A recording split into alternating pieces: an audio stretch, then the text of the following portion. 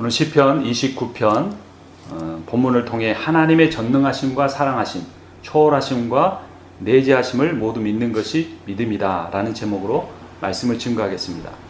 여러분, 부부 생활의 핵심이 무엇일까요? 서로를 알아가는 것입니다.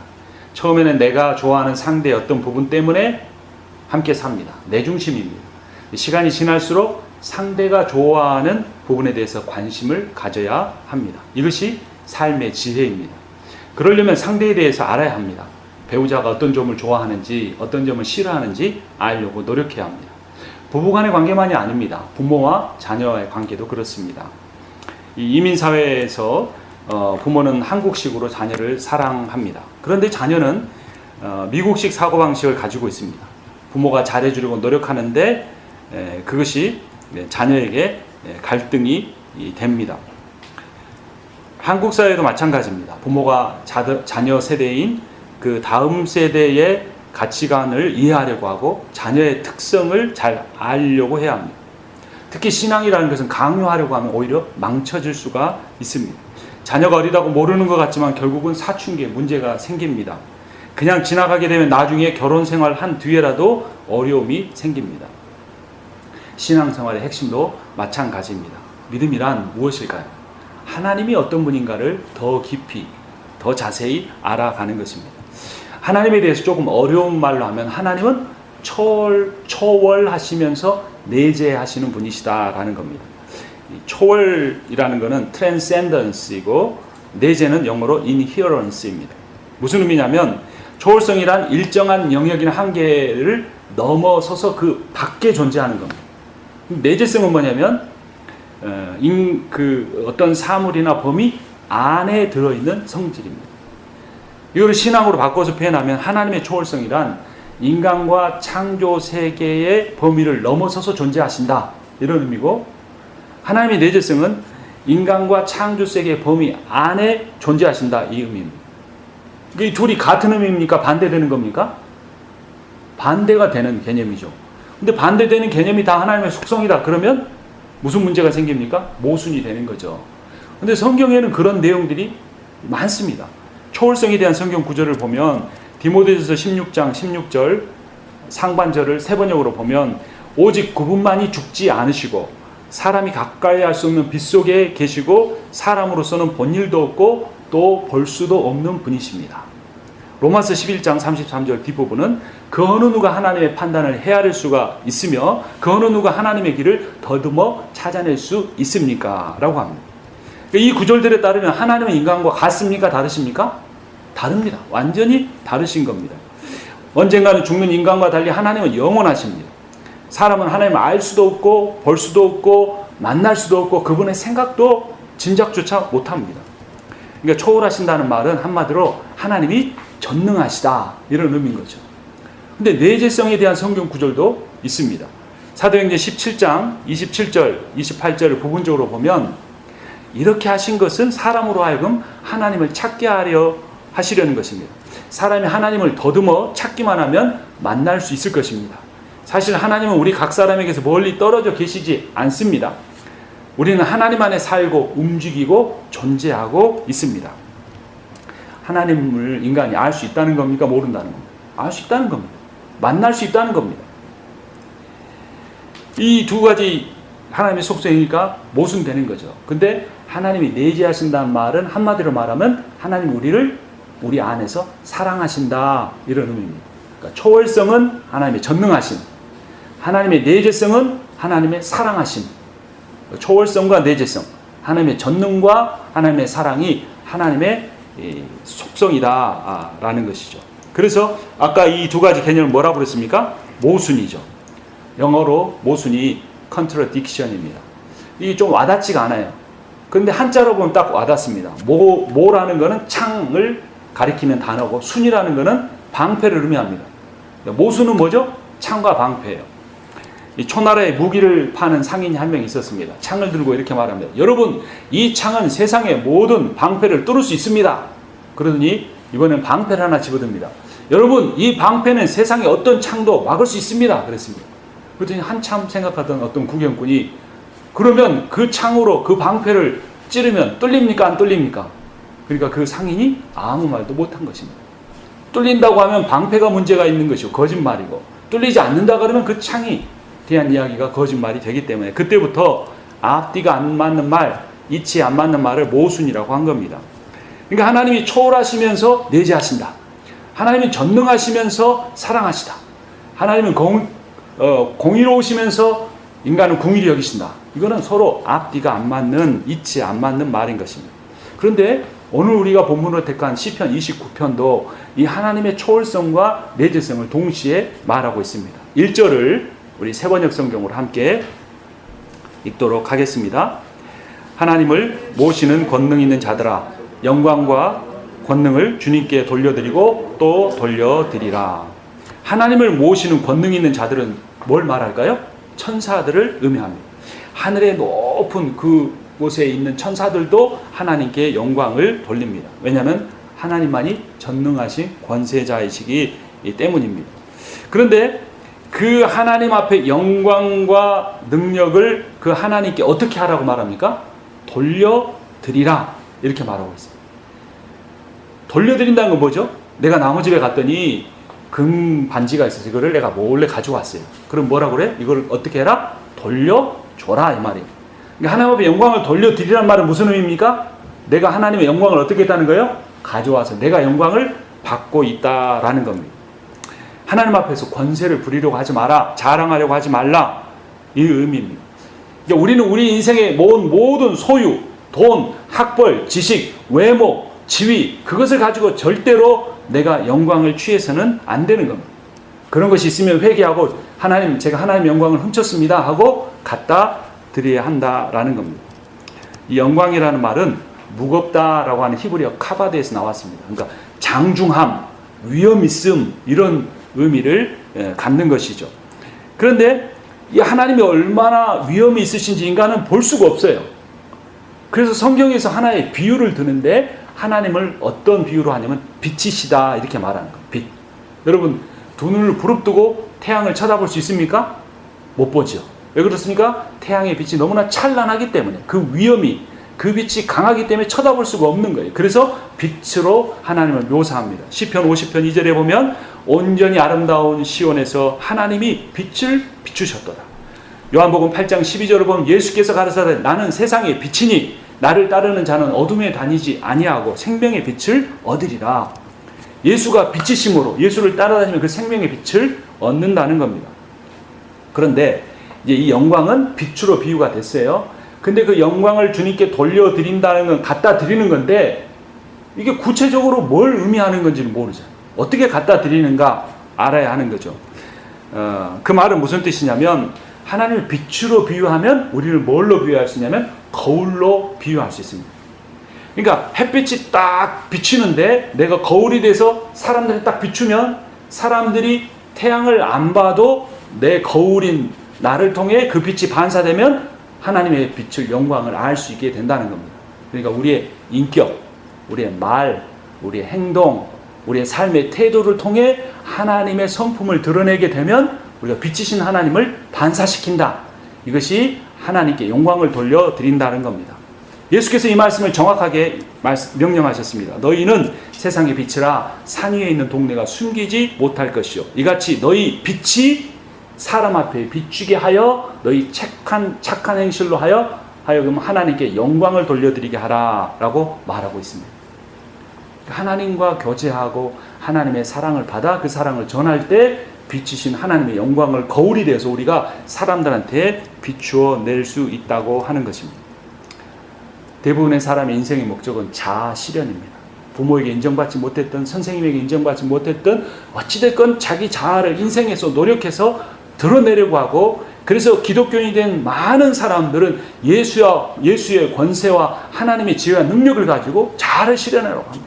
교회 안에서도 그런 일들이 있는 것입니다. 목회자들 가운데도 그런 일이 있을 수가 있다는 것입니다. 그럼 우리의 인생의 목적, 우리의 신앙생활의 목적이 분명히 무엇인 줄 알아야 합니다. 우리의 섬김의 교회의 방향성이 무엇인지 우리는 분명히 알아야 합니다.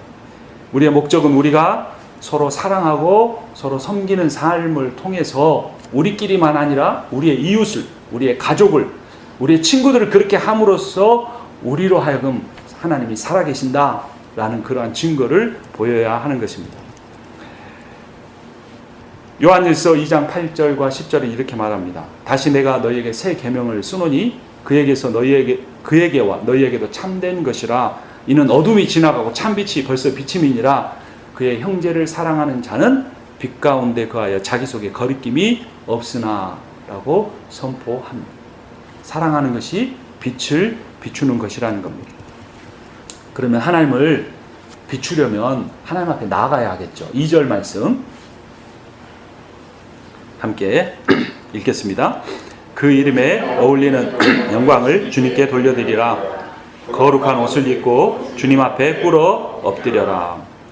그 이름에 어울리는 영광을 주님께 어떻게 하라고 합니까? 돌려드리라 라는 거죠. 근데 어떻게 하면 돌려드릴 수 있습니까? 뒤에 보니까 어떤 옷을 입고? 거룩한 옷을 입고. 거룩한 옷을 입고 영광 돌린다는 건 어떤 의미입니까? 이건 예배를 의미하는데 저처럼 양복 입고 넥타이 매는 게 거룩한 옷일까요? 물론 우리가 파자마를 입고 교회 오거나 반바지에 이렇게 나시를 입고 오는 거는 좀 덜 그럴 수 있지만 꼭 양복을 입는 것을 의미하는 것은 아닐 겁니다. 에베소서 4장 22절이 정확하게 표현합니다. 너희는 유혹의 욕심을 따라 사는 옛사람을 벗어버리라. 거룩하지 않은 옷은 뭐예요? 우리가 예수 믿기 전에 가졌던 그 본성대로 살아가는 것이 옛사람의 옷이에요. 그건 벗어버리고 성령 안에서 하나님을 통해, 하나님 말씀을 통해 배우는 그러한 삶의 태도, 예수의 인격을 닮은 삶이 거룩한 옷을 입는 것입니다. 성경을 읽고 기도하는 종교적 행위가 아니라 거룩한 말과 사랑하는 섬기는 손과 발이 거룩한 옷을 입고 하나님 앞에 나아가는 것입니다. 그래서 1절과 2절에는 하나님의 초월성에 대해서, 하나님의 전능하심에 대해서 이야기를 했는데, 이제 3절부터는 내재하시는 하나님, 세심하게 사랑하시는 하나님에 대해서 묘사합니다. 3절 제가 읽겠습니다. 주님의 목소리가 물 위로 울려 퍼진다. 영광의 하나님이 우레소리로 말씀하신다. 주님께서 큰 물을 치신다. 4, 5절 같이 읽습니다. 주님의 목소리는 힘이 있고 주님의 목소리는 위엄이 넘친다. 주님께서 목소리로 백향목을 쪼개고 레바논의 백향목을 쪼개신다. 동부에 살면서 그 하늘의 아름다움을 아주 만끽을 했어요. 푸른 하늘, 색깔이 얼마나 아름다운지 모르겠어요. 구름의 풍성함을 보았습니다. 저는 전에는 구름이 하늘에 있는 줄 알았더니 정면에 있어요, 구름이. 왜냐하면 다 들판이니까 가리는 게 없으니까 정면에 구름이 있는 그런 환경에서 살아봤습니다. 그리고 푸르른 그 살림의 편안함을 마음껏 누렸습니다. 숲속에 들어가면 하나님이 말씀하시는 것 같습니다. 새들이 지저귀는 소리가 하나님을 찬양하는 소리로 들립니다. 그리고 길을 막 걷는 게 아니라 잠깐 서서 옆에 길을 보면 노란 들풀들이 아주 작은데 얼마나 아름다운지 모릅니다. 그래서 하나님께서 들풀도 입히신다. 솔로몬의 그 아름다운 옷이 이 들풀의 영화보다 못하다는 것이 마음속 깊이 느껴진 겁니다. 그래서 여러분, 우리가 도시 속에서만 살지 말고 이따금 자연환경으로 들어가 봐야 돼요. 그래서 1년에 한두 번은 우리 성김의 교회가 이 창조세계 가서 예배를 드리면서 하나님을 찬양하는 것도 참 의미가 있을 겁니다. 그런데 이 3, 4, 5절에서 주님의 목소리라는 표현이 나오는데 개역 개정판에는 여호와의 목소리예요. 이 목소리는 뭐냐면 천둥소리를 의미합니다. 펜실베니아 살 때 한밤중에 자려고 하는데 꽝 하는 소리가 들렸어요. 이게 마치 대포를 10대를 동시에 터뜨리는 소리였어요. 저희 애들이 웬만하면 놀라지도 않습니다. 그런데 아들들이 그 소리를 듣고는 안방으로 뛰어왔습니다. 아빠, 세상이 다 무너지는 줄 알았어요. 그런 거예요. 그러니까 이런 소리를 들을 때 사람이 놀라는 거죠. 창조 세계에 대한 경외감을 갖게 되는 겁니다. 여러분, 대통령이라고 번개 안 맞을까요? 박사학위가 있다고 해서 물에 빠지면 죽지 않을까요?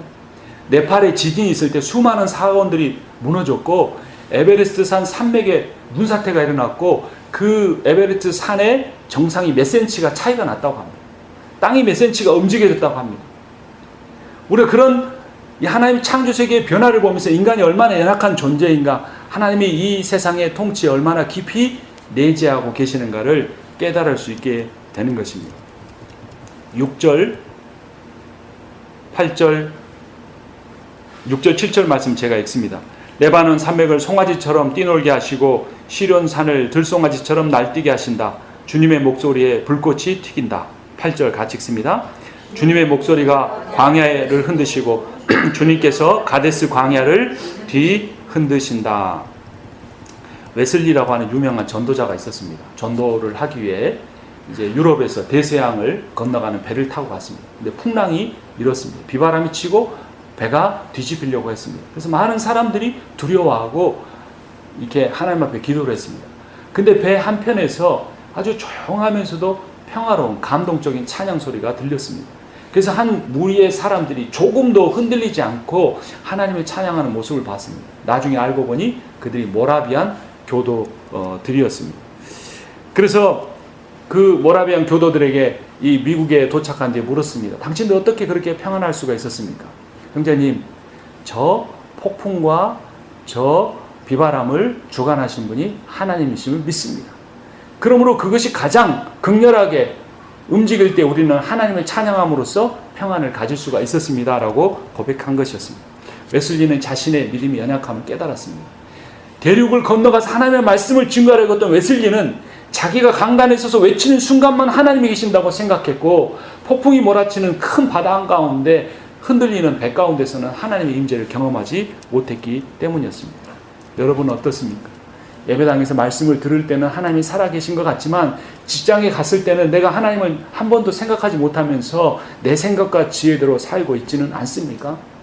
내가 하나님의 말씀을 읽고 기도할 때는 하나님이 살아계신 것 같지만 내 힘으로 해결할 수 없는 내 가정의 문제, 내 자녀의 문제, 내 부모와의 관계에 대해서는 내가 하나님의 뜻을 묻지 않고 세밀하게 내 곁에 옆에 계시는 내재하시는 하나님의 사랑을 신뢰하고 그분께 맡기지 못한 채로 살아가고 있지는 않습니까? 여러분, 하나님은 섬세하신 분이십니다. 자상하신 분이십니다. 우리가 그분의 음성을 들으려고 하지 않기 때문에 들리지 않는 것인지, 주님은 지금도 이 예배당에서만 아니라 또 나가서도 내일도 우리에게 계속해서 말씀하시는 분이십니다. 9절 말씀 우리 함께 읽도록 하겠습니다. 주님의 목소리가 암사슴을 놀래켜 낙태하게 하고 우거진 숲조차 벌거숭이로 만드시니 그분의 성전에 모인 사람들이 하나같이 영광하고 외치는구나. 여기서 암사슴을 놀래켜 낙태하게 한다. 이게 번역이 조금 그 히브리어 원어의 뉘앙스를 살리지 못했습니다. 개역 개정판도 그렇고 다 그랬는데 영어 성경은 give birth to before라고 합니다. 그러니까 원래 태어나려고 했던 그 시기보다 좀 빨리 태어났다. 그러니까 낙태가 아니라 조산하게 됐다는 겁니다.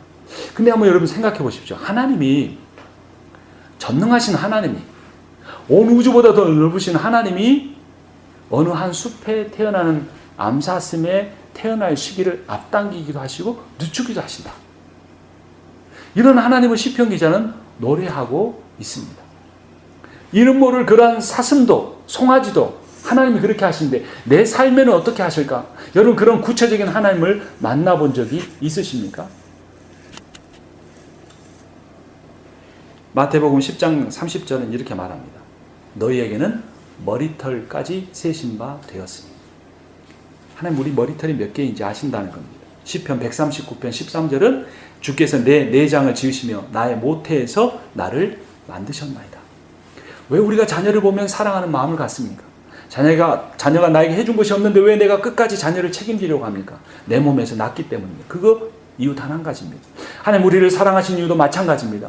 모태에서부터 우리를 지으셨고 우리 머리카락까지 다 세시는 하나님이 지금 이 순간에도 예배를 드리러 오고 운전하러 오는 그 순간에도 하나님이 함께 계셨다는 겁니다. 이 내재하시는 하나님, 세밀하게 나를 사랑하시는 하나님을 우리가 만나야 합니다. 눈물 어린 기도를 들으시는 하나님, 내 아픔과 고통을 다 세시는 하나님을 우리가 만나야 합니다. 그 하나님을 우리가 만나지 못할 때 우리는 종교인으로서 살아갈지는 모르지만 실제로 우리가 의지하고 살아가는 것은 세상에서 보는 돈이나 내가 갖는 위치나 사람들의 평가에 좌우되기가 쉽습니다. 그래서 히브리서 13장 5절은 이렇게 세 번역에서 말합니다. 돈을 사랑하지 말고 가진 것으로 만족하십시오. 하나님은 내가 절대로 너를 떠나지 않고 너를 버리지 않겠다라고 하셨습니다. 부모가 어린 아이를 돌보듯이 하나님 우리를 버리지 않고 함께 계시며 나의 먹을 것과 입을 것과 쓸 것을 주십니다. 우리는 청지기로서 그것을 가지고 하나님의 영광을 위하여 하나님의 빛을 거울이 되어 반사하기 위한 일에 내 온 삶의 목적을 두고 살아가면 하나님이 내 먹을 것, 입을 것을 책임져 주시고 우리는 염려와 걱정과 두려움에서 벗어난 삶을 살 수 있는 것입니다. 문제는 내 환경이 지금 힘든 것이 아니고 내 인생의 목적이 하나님의 영광을 돌려드리는 것에 설정되어 있지 않는 것입니다. 그것이 내 인생의 목적만 분명히 세워지고 그 일을 위해서 기도하고 하나님의 말씀을 붙잡으면 하나님이 내 삶을 책임져 주신다는 겁니다. 그 사명을 감당하는 데 필요한 건강도 주시고 그 사명을 감당할 수 있는 의욕도 주시고 그 사명을 감당할 수 있는 재정도 채워주시는 하나님을 만나시기를 주님의 이름으로 축원합니다. 이사야서 49장 14절에 이렇게 말합니다. 오직 시온이 이르기를 여호와께서 너를 버리시며 주께서 나를 잊으셨다 하거니와. 시온은 예루살렘입니다. 하나님 성전이 있는 곳입니다. 그 이스라엘 백성이 그렇게 말했습니다. 하나님 우리를 버리셨다. 하나님 다 우리 잊어버리셨다. 그들의 죄로 인하여 바벨론에 의해 성전이 불타는 그 상황 속에서 그들은 외칠 수밖에 없었습니다. 근데 그때 하나님 이렇게 말씀하십니다. 여인이 어찌 그 젖먹는 자식을 잊겠으며 자기 태에서 난 아들을 긍휼히 여기지 않겠느냐. 그들이 혹시 잊을지라도 나는 너를 잊지 아니할 것이라. 내가 너를 내 손바닥에 새겼고 너의 성벽이 항상 내 앞에 있나니. 성벽은 그 앞에 무릎 꿇고 기도하는 자리입니다. 우리의 기도의 자리가 하나님 앞에 있습니다. 손바닥에 새겼다는 것은 무슨 의미일까요? 그 당시에는 붓으로 종이에 쓰지 않았습니다. 철필로 진흙판 위에 긁어서 새겼습니다. 하나님 손바닥에 우리 이름을 새기셨다는 것은 철필로 하나님의 살을 찢어내고 피를 흘려 우리 이름을 거기에 새기셨다는 것입니다. 잊으실 수가 없습니다. 우리를 떠나실 수가 없습니다. 이렇게 하나님 우리와 늘 함께 계시는데 우리가 하나님 믿고 살아갈 때 세상 가운데서 그리스도인임에도 불구하고 무력하고 방향성 없이 살아갈 수밖에 없습니다. 우리는 그 하나님을 만나야 합니다. 10절 말씀 함께 읽도록 하겠습니다. 주님께서 범람하는 홍수를 정복하신다. 주님께서 영원토록 왕으로 다스리신다. 홍수는 고난을 의미합니다. 고통을 의미합니다. 혼란을 의미합니다. 인생의 방황을 의미합니다. 근데 주께서 여호와께서 그 홍수를 정복하실 수 있습니다. 그 모든 것을 영원토록 왕으로 다스리십니다. 근데 그것의 최고의 목적이 무엇인가 결론으로 마지막 11절이 이렇게 선포합니다. 우리의 왕이신데 어떤 왕이신가? 11절 말씀 함께 읽습니다. 주님은 당신을 따르는 백성에게 힘을 주신다. 주님은 당신을 따르는 백성에게 평화의 복을 내리신다. 아멘. 하나님 우리에게 힘을 주시기 원합니다. 하나님은 우리에게 평화의 복을 주시기 원하십니다. 다윗은 인생의 홍수와 같은 고난과 고통 속에서 자기가 섬겼던 왕에게 죽음의 위협을 당하고 자기 아버지에게 형제들에게 무시당한 인생을 살고 심지어 자기가 가장 사랑했고 가장 자랑스럽게 여겼던 압살롬의 반역에 의해서 생명의 위협을 받을 때 그런 홍수 속에 풍랑 속에 광야의 천둥과 번개 속에서 하나님을 만난 다음에 성전으로 뛰어와 하나님을 향해 이렇게 외치고 있는 것입니다. 여러분 이제 말씀의 결론을 맺으려고 합니다. 하나님은 어떤 분이십니까? 그분은 천사들의 경배를 온 우주의 찬양을 받으시는 초월적인 분이십니다. 하지만 암사슴의 출산의 시기를 결정하시는 것처럼 내 머리카락을 세시는 것처럼 나의 눈물의 기도를 들으시고 내 안에 하나님의 비전을 심기 원하시는 내재적이신 세밀하신 사랑의 하나님이십니다. 이 두 속성을 결합해서 나오는 결론은 무엇입니까? 하나님 우리 인생에 복 주시기를 원하신다는 겁니다. 하나님의 종으로 살아가면 하나님이 다 책임져 주시고 하나님이 인도해 주신다는 것입니다. 이 하나님의 초월성과 내재성을 완전하게 우리들 가운데 보여주신 분이 바로 예수 그리스도십니다. 그분은 하나님 보호자의 영광을 갖고 계셨지만 그 초월성을 버리고 이 땅에 인간이 되어 오셨고 마구간에 태어나셨습니다. 먹이통에 누이셨습니다. 먹이통에 누이신 것은 자신의 살을 찢어 우리를 구원하시겠다는 하나님의 내재성을 강조하는 것입니다. 그분은 성육신과 십자가를 통해 온 우주를 다스리시는 왕이 되셨습니다. 그분과 동행하는 삶을 살아갈 때, 그 예수 그리스도의 생명의 빛을 반사하여 이웃들에게, 가족들에게 사랑하고 섬기는 삶을 살아갈 때 하나님 분명히 우리 인생 가운데 함께 하시며 내가 왜 이제까지 고난과 고통을 겪어야 했는가를 깨닫게 하시며 우리를 새롭게 사용해 주실 것입니다. 우리는 이웃들과 초월해서 개별적인 삶을 살아갑니다. 하지만 우리는 동시에 이웃들과 함께 연합하는 삶을 살아가야 합니다. 공산주의처럼 모든 것을 통용하고 나누는 것은 지나친 내재성이죠.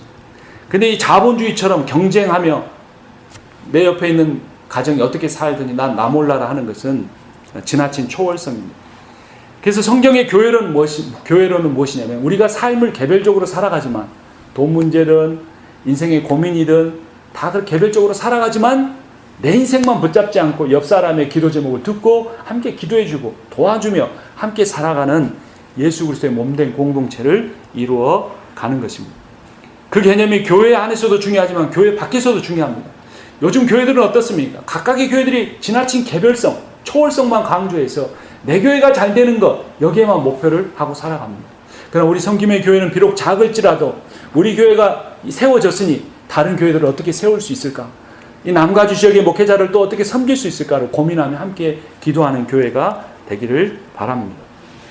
우리 섬김의 교회는 작은 교회지만 미국의 서부나 해외 선교지를 위해서 우리 교회는 어떻게 쓰임받을 수 있을까를 기도로 준비하는 교회가 함께 고민하는 교회가 되기를 바랍니다. 각자 서로를 초월하는 개별적이고 독립적인 존재로 살아가지만 성령 안에 거하면 우리는 분명히 서로 연결되고 하나님의 뜻을 따라 연합하고 힘을 합해 공동의 선을 이루어 갈 수 있는 것입니다. 지금 이 순간도 하늘 보좌에서 초월적으로 온 우주와 우리의 삶을 주관하고 계시지만 우리의 곁에서 눈물 어린 기도를 들으시고 응답하기 원하시는 그 하나님을 만나시고 예수 그리스도와 동행하는 삶을 사시는 여러분과 제가 되기를 주님의 이름으로 축원합니다. 기도하겠습니다. 살아계신 하나님 아버지 은혜를 감사합니다. 우리 주 예수 그리스도께서 하늘 보좌 영광 버리시고 우리와 함께 하시기 위해 이 땅에 오셨는데 우리가 십자가의 복음을 믿는다고 하면서도 그 주님과 동행하며 살지 못했던 시간이 많았음을 주님 앞에 고백하고 회개합니다. 마음으로는 뉘치는 것이 아니라 하나님 앞에 돌아가기를 원합니다. 지금부터 시작되는 한 주 동안 하나님을 더 많이 기억하게 하시고 더 많이 찬송하게 하여 주시옵소서. 하나님과 연합하는 것만 아니라 우리가 더욱더 함께 연합하기를 원합니다. 서로에게 대해 관심을 갖게 해주시고 우리 안에서만 연합하는 것이 아니라 우리 주변의 불신자들에게 이 예수의 복음의 빛을 반사하게 하여 주시옵소서. 교회를 다니다가 실족해서 떠나 있는 사람에게 하나님의 복음을 함께 설교의 말씀을 나눌 수 있는 우리의 삶이 되게 축복하여 주시옵소서. 그러한 믿음의 고백을 하고 살아가겠다고 다짐하는 이들에게 하나님 한 주 동안도 동행하시고 그렇게 살 수 있는 힘과 능력과 경제적인 필요를 채워 주시옵소서.